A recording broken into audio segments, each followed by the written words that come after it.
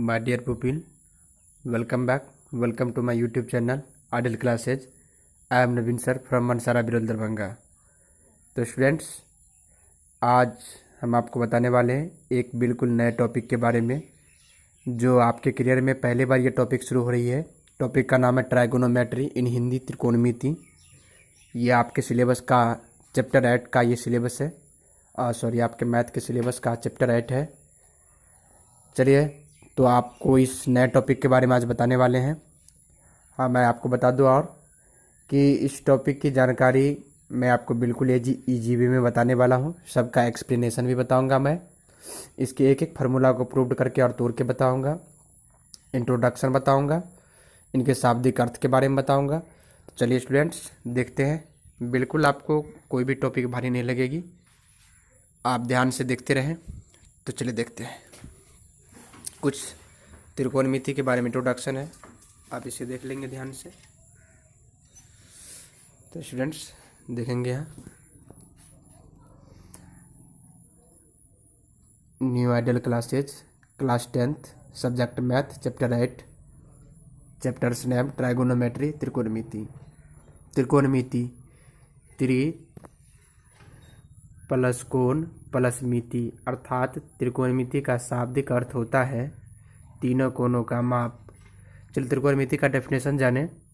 गणित की वह शाखा जिसमें त्रिभुज के तीनों कोणों, भुजाओं तथा उनके बीच के संबंधों का अध्ययन किया जाता है, उसे त्रिकोणमिति कहते हैं। फिर नीचे देखेंगे त्रिकोणमिति का हिंदी रूपांतरण क्या है। जैसे कि त्रिकोणमिति का था ट्राइगोनोमेट्री, इसका हमने वर्जन किया है ट्राई ट्राई। देखेंगे ट्राई मीन्स 3 बार, गो मीन्स जाना, नो मीन्स नहीं, मी मीन्स मुझको, ट्राई मीन्स कोशिश। बड़ी अच्छी रोचक टर्म्स बनाया हमने। अर्थात ट्राइगोनोमेट्री का अर्थ होता है मुझको 3 बार कोशिश किए नहीं जाना। अर्थात बिल्कुल आपको नहीं घबराना है जब तक एक बार में नहीं समझते। ये खुद टॉपिक कह रहा है अपने आप को कि मुझे बिना 3 बार कोशिश किए, अगर नहीं जानते हैं और नहीं कोई दिक्कत होती तो कोई बात नहीं, आप मुझे 3 बार तक ट्राई कर सकते हैं।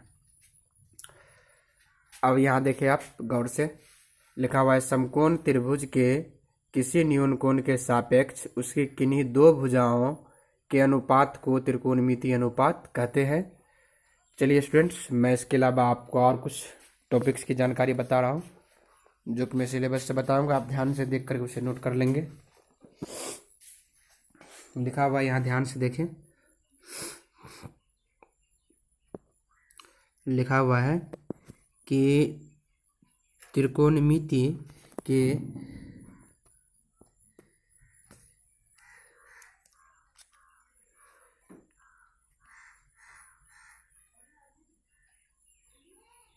किसी न्यून कोण के लिए त्रिकोणमितीय निष्पत्तियों को निम्न प्रकार से परिभाषित किया जाता है।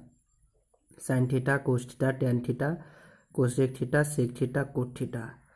यहाँ देख सकते हैं आप, त्रिभुज के किसी एक न्यून कोण का त्रिकोणमितीय अनुपात ज्ञात हो तो उस कोण के शेष त्रिकोणमितीय अनुपातों को उपयुक्त सूत्र की सहायता से सरलता से ज्ञात किया जा सकता है।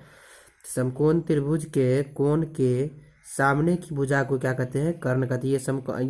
ये देखिए आप, ये अगर समकोण त्रिभुज है तो इसके समकोण के सामने की भुजा ये है, ये तो ये हो गया कर्ण। ठीक, उसके बाद इसके सामने की भुजा को लंब कहते हैं। इस समकोण के सामने की जो ये भुजा है ये लंब कहलाता है। तथा तीसरी भुजा जो है वो आधार कहलाते हैं। ये जो है ये नीचे वाला ये आधार कहलाते हैं। ठीक, इसके बाद इस टॉपिक को आप देखिए गौर से।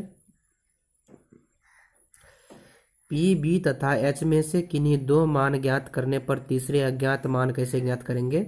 इसका सूत्र इसका होता है पाइथागोरस से निकाला गया, कर्ण स्क्वायर बराबर लंब स्क्वायर प्लस आधार स्क्वायर। अर्थात एच स्क्वायर बराबर P square plus B square. यहाँ एच पर स्क्वायर था, उधर भेज दिया, रूट अंडर हो गया तो हो गया P square plus B square.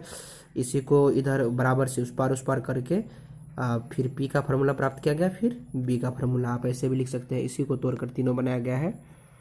H square बराबर P square plus B square. देख रहे हैं आप, ये रहा, ये हमने पेन से लिख दिया। इसी को तोड़ के ये तीनों फार्मूला बनाया गया है। चलिए स्टूडेंट्स, तो इसके ये 6 फंक्शन से त्रिकोणमिति के त्रिकोणमिति में 6 फंक्शन का यूज होता है। 6 फंक्शन का यहाँ फार्मूला एच बी के साथ दिया हुआ है। आप देख सकते हैं यहाँ जो एरिया को हम बॉन्ड करके घेर रहे हैं उसे आप देख रहे हैं, इसे जैसे मैंने घेर दिया कलम से, यही है वो 6 नाम। इसका मैं पूरा नाम बता रहा हूँ, आप सुने ध्यान से। SINE साइन, और COSINE कोसाइन इसका नाम है। इसका नाम साइन SINE, इसका शॉर्ट नाम है SIN। कॉस का पूरा नाम COSINE कोसाइन। टेन का पूरा नाम होता है टेंजेंट। कोसेक का नाम होता है कोसेकेंट। सेक का नाम होता है सेकेंट, और कोट का नाम होता है कोटेंजेंट। इसका पूरा नाम हमने बताया, आप लिख सकते हैं। इसका ये शॉर्ट नेम सब है, 6 फंक्शन होता है इसमें। ठीक, इस वीडियो में इतना इंट्रोडक्शन के लिए, और अगले वीडियो में आपसे इससे जुड़ी जानकारी मैं आगे भी बताऊंगा। आप इसे अच्छी तरह समझें। आप जानते हैं कि 2 बार 3 बार 5 बार प्रयास करें, जब तक ना समझे तब तक।